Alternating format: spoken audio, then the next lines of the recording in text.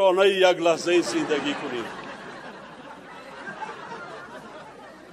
شکرانه یک لحظه زندگی کنیم. شکرانه کنیم که در این دنیای هستی خدای تعالی ما شما را هست کرده است. هستیم. اگر نباشیم چی؟ هستیم. اگر نباشیم چی؟ شکرانه کنید. شکرانه کنید که هستیم. اگر نمی بودیم چی؟ وای بر حالمان. اگر نمی بودیم چی؟ حکمت از رحمانوف یاد بگیرید. پند و نصیحت از رحمانوف یاد بگیرید. خب این در برای شکرانه بود رحمانوف. اصلا رحمانوف اینجا بیچاره گپش بخنده بود. چرا این بیچاره را مذاق میکنید؟ در گپش خنده مونده. ای برادرمون شناختنش نوردین ریزایی این مسخره کده. می بیچاره 70 رفته خوب گنده نمیدونم میره چی بخیل کرده. در گپش خنده مونده. صاحبی صغیره، نبیره، چبیره، کوسه، تای کوسه، بالای کوسه شده. اخی نباید خیلی مذاق کنین را مسخرش کنین. اون بیچاره مهنت کرده به ورق گپ زده که شکرانه یک لحظه زندگی کنین.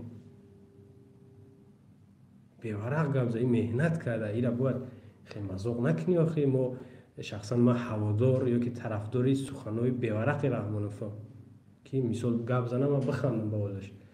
اما این بیچاره را این برادر نوری یک کاری که خو مسخرش که اولی خفهم خشی که نور کم تر پیشه شاید خفه شده باشه. طرفداراش خفه میکنین. شما هم ترش میکنین. اینا ما سفید کردیستم. اینا با نگین که تو دوی مینوس های رحمانوف میگو. اینا بیچاره رو مذاقش کردن. ما چیکار کنم؟ مذاقش کردن در گپی خنده موندن. آدم میگن که خنده بکشیشه ازدواجش نکنی.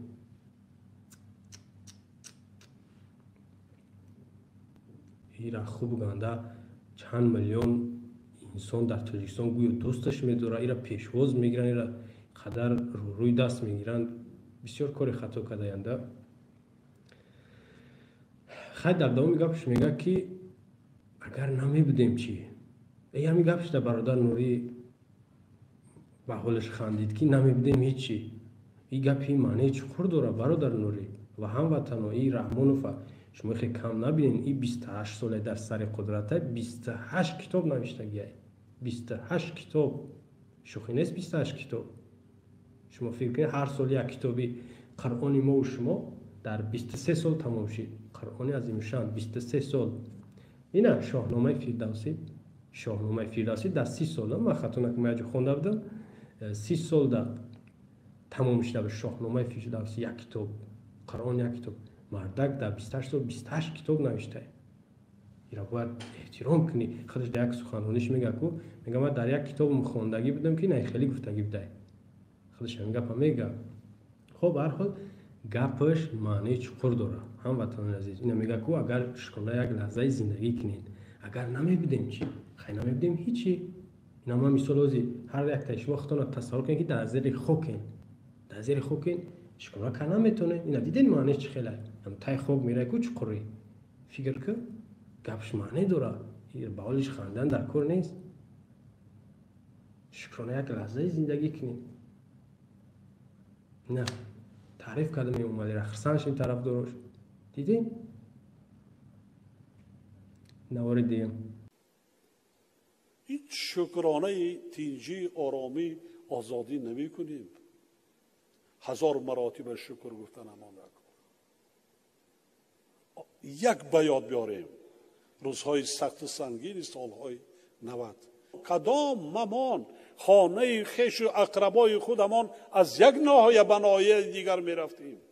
کدام ممان در جنازه یک خویش و اقربای در دیگر ناحیه دوردست بوده رفته اشتراک کرده می توانستیم. کدام مسجد و مدرسه کار و فعالیت می کرد.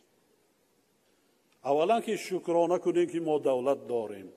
ما دولت تاجیکستان عزیز محبوب داریم. وطن داریم. استقلالیت داریم. آزاد هستیم. تقدیر خودمان را در دست خودمان است. ما یراق هسته‌ای دیگر قدرت‌های وی نداریم. یراق هسته‌ای ما قدرت و توانایی ما در وحدت ملی است و سرجامی ملت تاجیک. یراق هسته‌ای ما کدو است، بایمیجان است، پامیدور است، دمره، دایره، تولک است. بله یراق هسته‌ای ما همیه، رقص بازیه. خب دیگه اول دعوت میکنه، دوم تهدید میکنه. چرا میگم ما شکرانه وطن نمیکنیم؟ اول ایش دعوته، دوم تهدید میکنه. فراموش کرده میگن او تانکا و بیتیر دبالی سرت میوره، گران تملیت دبالی سرت میوره. او فراموش کردین شکرانه میکنی یا که نه؟ نگاه کنین دعوتش با جنگ های ایرا او افراطی میگن کو یا که سخنو اغواانگیز، این همی سخنوش همو های. اول دعوت دوره که شکرانه نمیکنین به این صفو، دیگه میگه که فراموش کردین او سالهایی که با یکدیگر رفت آمد نمیکردین. دروغ گویی شبیه میگه که در سالهای جنگ مسجد ها بسته بدن، کدام مدرسه ها باز بدن. میگوی که امروز در تاجیکستان امروز یگان مدرسه باز نیست، یک 2 سال پیش محکم کردن همشه. غیر از این گفته سعی که در جنازه یکدیگر رفتن نمیتونستین. میگه خیلی امروز هم اما در خارج زیاد هموطنان ما که در هجرت میمبره جنازه‌اش کی میروه، یا که برعکس در داخل میمبره پدر مادرش در خارج فرزندش در جنازه‌اش رفتن نمیتونه، سبب مهاجرت تشیدی. با شکرانه کنم بگه که من در مهاجرتم تاجیکستان تنجه، یا که پدرم هرچی سالمه یا که زنده های. شکرانه کنم. در اخیر میگه که ما خیلی یراق ای وی و ای نداره، ای وی شما نمیدونم چی معنی داره، ای به وی زندگی کرده نمیتونه. یراق هسته‌ای ما میگه چیه؟ کدو، پیاز، مکرون، لبشه، سیب، ناک، انار. خیلی وی دیگر گفتی وزیری سابق معارف.